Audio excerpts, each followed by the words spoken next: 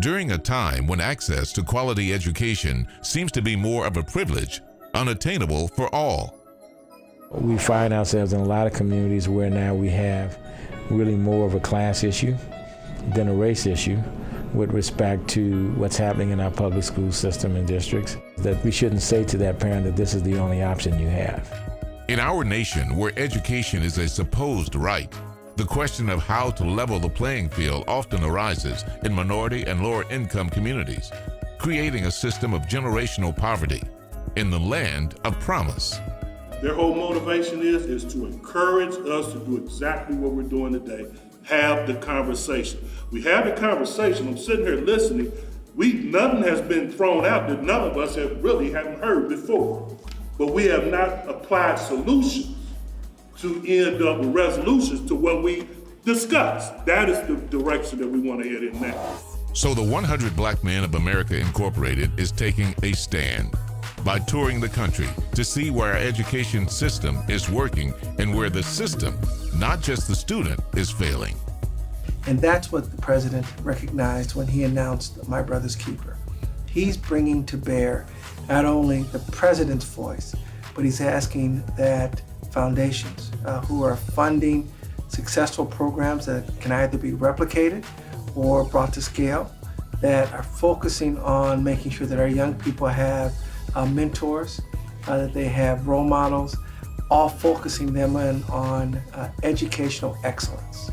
With unique and shared issues plaguing each community, the question is, how do we secure access to quality education for all? As we go from city to city, we really have an opportunity to understand the specific dynamics within that city, and those dynamics change. Since Katrina is a different climate, it's a different atmosphere in our city, and it's not the time for parents not to be engaged. Coming soon, the 100 Black Men of America Incorporated presents Authentic Voices, a documentary featuring an in-depth analysis of education in America. We've chosen to label these conversations Authentic Voices because we wanted people to see that this was not just choosing one political side or the other, or trying to force one solution on the community, but to hear from the individuals and the people in those communities about what it is they wanted, and how do we get to a point of creating these high-performing schools in those communities. We have to somehow start believing that no matter where our kids are, if something is not happening right for them, we have to stand up and take a stand about making it right. Educationally, when this school was built, $50 million building on Bankhead Highway, this school was supposed to change the community. As I reflect on my academic career, I wholeheartedly believe that when I made that 1.6 in ninth grade and I was in those regular classes, it wasn't because I didn't have the capacity to do better. It was better was not expected of me.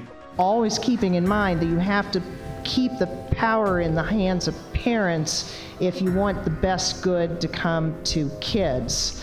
The power previously has been in a system, in a bureaucracy, and kids get lost in a system and a bureaucracy. That's all, they just get lost.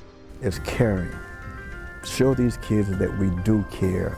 If we tell them we're gonna do something, do it, show up. I went through life, went through high school, never asked that question. Just one question: who was providing for you? And I know that if I would have said my 12-year-old sister, something probably would have been done about it before 11 years was up and my mama came home. So sometimes we have to take time out to just ask the question. It is said that on Friday nights we fill the stadiums for sporting events.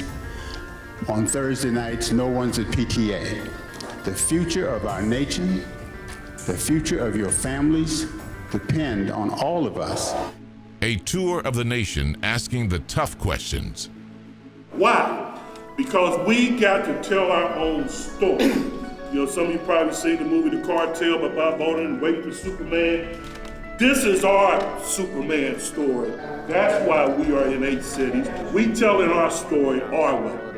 Why are our kids being educated? For what ends? For what purpose is the education?